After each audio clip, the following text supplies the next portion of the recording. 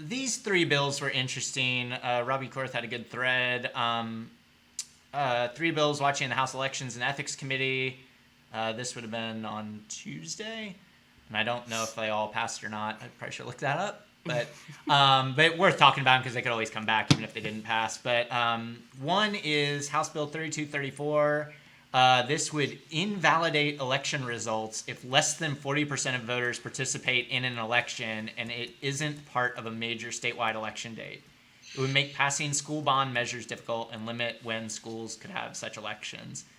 House Bill 3235. This one would strip school and technology center boards from appointing new members if they lose one. If a board can't get a quorum, then the governor can come in and fill the appointment. So it makes it, basically gives the Republican governor incredible power over local boards. And then what was that bill number? 3235. And then 3233 would essentially make every race in the state partisan. It would require all candidates to provide political affiliation in the declaration of candidacy form. These are wild reforms. I'm a little skeptical they can even pass just because they would cause so much disruption to the current way we do things. Yeah, I would. These are hyper right-wing culture vulture bills. Like, just trying to get, the most reactionary people involved in municipal and local politics. I really think if he was smart from his side, it's Denise. He would try and pass this shit. Like, you're saying Stitt? Yeah, like this is such a radical expansion of executive power for a party that likes to talk about small government and a lack of regulation and interference, and also local government. Like, this is talking about how, like, the king of the state can just go into a random municipality and be like, I want you, just you random person, to be able to do this.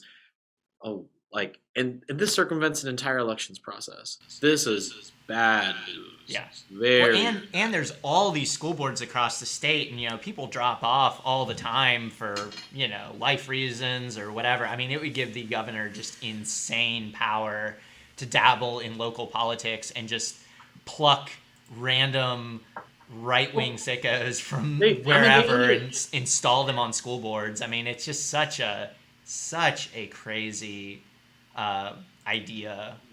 They figured out that, like, at all of these big unmasked, unvaccinated school board meetings that people would show up with, like last year at the big peaks, they found how to take that a step further and realizing that they could get a lot of things done that way.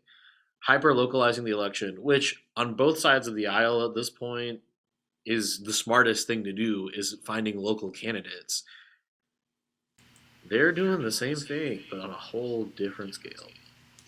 Very top down, right? I mean, it's like take all the power away from the people and give it to partisans, and because they're not like the one, especially like the first one is so crazy. Like, if less than 40% of the electorate shows up, like, the election doesn't count.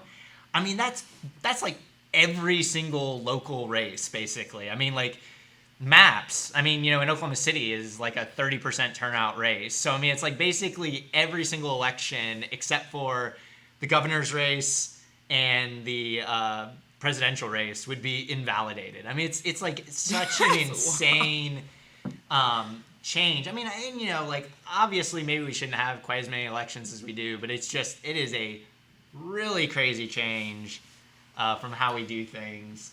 I think that the things like this that come up are so interesting because we see, like, these Republican governors, right? Like, they basically just steal each other's bills, or, they do what they do, see what works here, and then they try to tweak it and move it over here, especially, like, between Oklahoma and Texas and, like, Florida, right?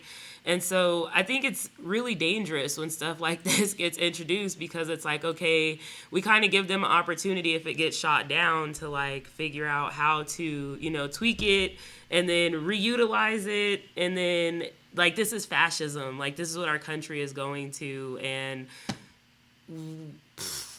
we can't even get a voting rights bill passed to secure our voting rights. Like, what are we going to do if stuff like this starts actually passing? Or, even if it, I don't know. It's wild. Yeah, I'm a little curious if some of these would have to go to like a vote of the people, just because it's such a dramatic change. Like if some of this stuff's maybe in the Constitution. So I don't know enough about this specific. I think this is a good test to really see how populist Oklahoma really is. Like whether or not, because a lot of these far right bases they organize. They really freaking do. They really organize in a very scary kind of a way. And so will a populist governor who can just go in and pick people be able to do this? Or do they have this whole other private infrastructure that picks out people? I mean, I heard the Republican Party is just as messy as the Democratic Party. So, if they were smart. So, yeah, and I mean that kind of goes back to the last round of municipal races. Like, I don't think the far right candidates like had overwhelming success. You know what I mean? Like even in Edmond and different places, I mean they got all pushed to runoffs. I mean, they still could pull it out, but it wasn't just like, oh my gosh, these guys put their name on the ballot and got elected. I mean, and Kish, I mean, in Norman's a great example. I mean, she had the governor's endorsement right at the top and came in fourth. So, I mean, yeah, I don't know. I think this is, I mean, on top of being just like misguided and like really kind of a crazy disruption of the current system, I'm not sure it would play out the way they think it would. But it's still pretty terrifying, to be honest. It's just knowing, like, once the policy idea is out there, people are going to take that and run with it, and that's going to be what they talk about, and that's going to be what they push, and that's going to be what they organize around, and that's what makes it dangerous. Yeah, 100%. Yeah. Because a lot of people get frustrated, like... I mean, it's interesting seeing the right do this because there's a lot of people on the left that like want us to pass like all these like tweaks to the electoral system and like sort of change.